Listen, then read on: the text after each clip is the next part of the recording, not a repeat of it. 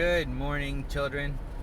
Sorry, I don't mean to be down-putting by calling adults children, assuming most of the people who would be watching this would be adults, I would hope.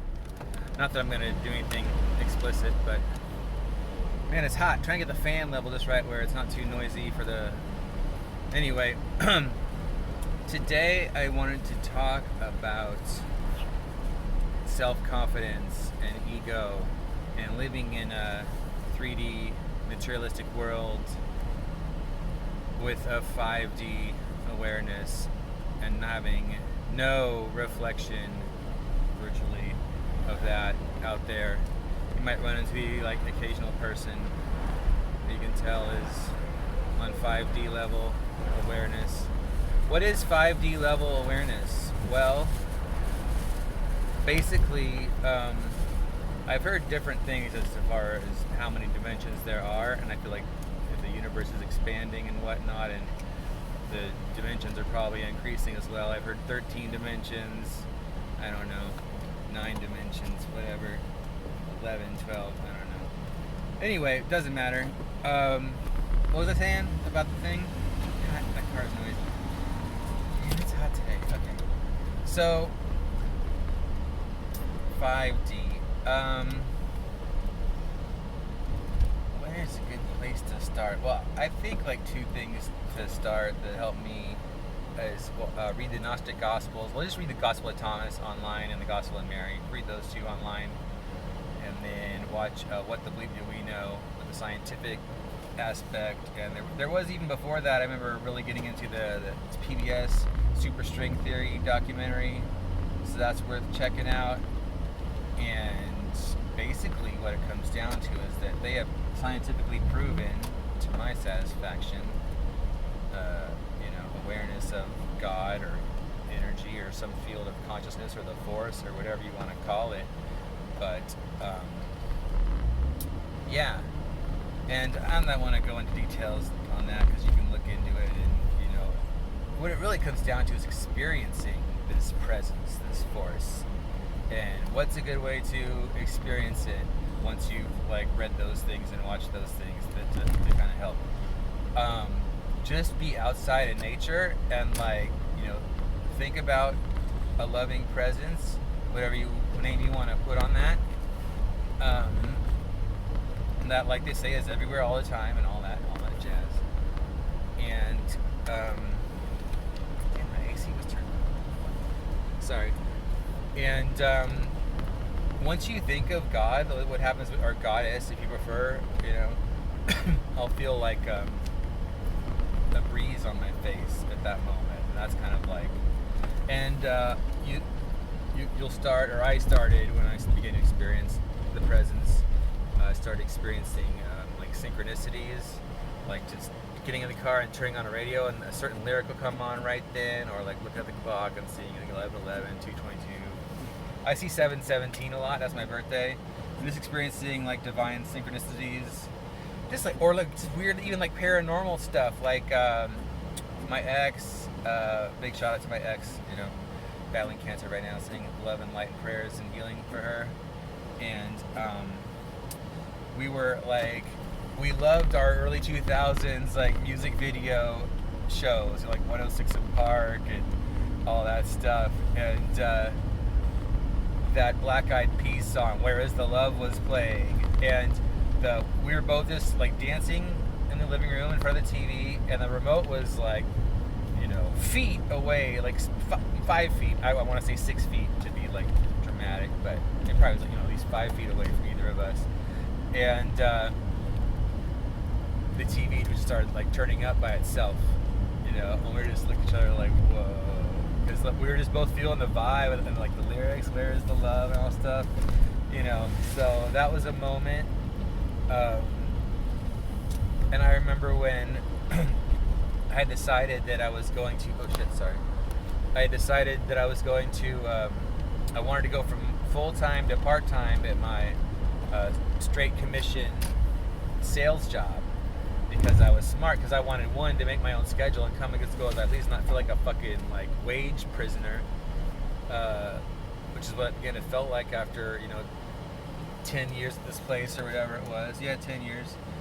And I was like, okay, this is going to be an uncomfortable conversation to have with the boss, you know, because once you go part-time, they have to pay you minimum wage, so you need minimum wage plus your commission, and kind of cheating the system a little bit, so they don't like that. But so, you know, she gave that to me because I've been a good employee for 10 years, and she was a reasonable gal from Texas, and shout out to her, she's still alive. And yeah, so then I didn't know when I was going to have to have that conversation with her. I was kind of dreading it because I hate confrontations, and I have social anxiety disorder and around everything, even like opening mail, and so it's weird anyway.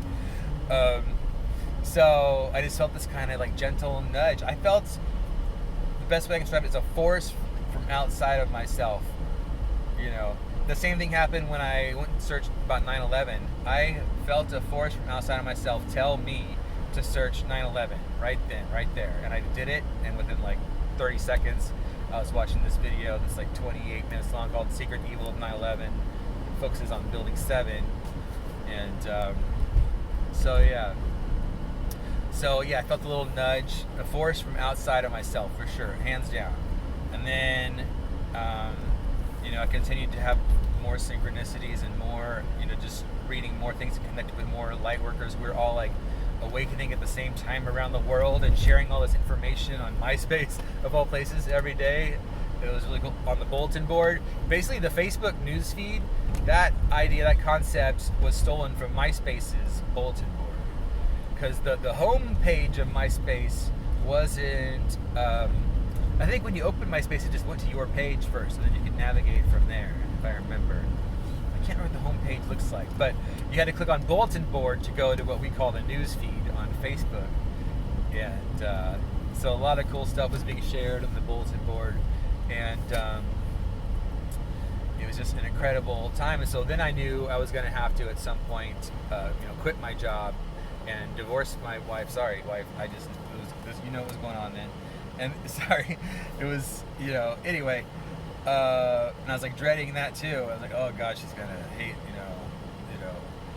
And so, again, one day I just felt this little nudge, and I just went over there and I sat right down and said, I gotta put in my notice because I'm getting divorced and I'm moving back, you know, with my parents up north, but I can stay as long as you need me to train somebody, and you know, I can stay for like months. You know, I don't need to leave like right away. I was telling you, we are, you know, separating. I'm moving back up with my parents, and you know, I can come back down. She said, you know, we're gonna keep it amicable. She said I could come back down for like a few days at a time to work here, like on the weekends or whatever, if you need me, and blah blah blah. Right? And I don't remember what ended up happening. I think I did go back. Did I go back and forth between there and Grass Valley for a while and work? Well, and still work at Leo's? I think I might have. I must have, because I know we separated in June, and then we already had a vacation plan. Man, when you work at like a dead end like job or like a mom and pop where there's no room for advancement, you know, small company, you answer directly to the owner, you know, and it's the same thing. I mean, it was a great job, but it's the same thing every day. I mean, the customers were great, don't get me wrong, but you know, 10 to 6, you know, or 9:30 to 6, gotta get there a little bit early, so I stay a little late. So 9:30 to 6:30, that never happened. Anyway, you know, you're there with this job, you know, 10 to 6, and then what do you have to look forward to? And so I would be like making like vacation plans like months in advance just to have something to look forward to. And I love talking about with my customers. That was kind of like my shtick, that I want to, you know, have a conversation with people and be like, oh, you got any travel plans, or did you travel anywhere this year, you know? And I always like talking about travel, and so I'm looking and traveling and looking forward to travel. So I had booked this trip for us like back in January, and it was for like the next September, and then we separated in June. So, you know, this trip is approaching. There's no refunds on that shit, of course. And so, you know, I'm like, hey, you want to go on this trip? You know, it's already paid for. Let's just do it. It should be fun. And we went on this trip, and it went great. I know we got along great and everything, and then went back to being separated and going through a divorce once we got back. That was a tough time for both of us. But at that time, I just had to do it, and she's a totally different person now, and it's amazing how beautiful our relationship has grown. As friends, love each other and care about each other, and yeah. But how did I get started into all that when I was originally going to start talking about the ego? I don't even know.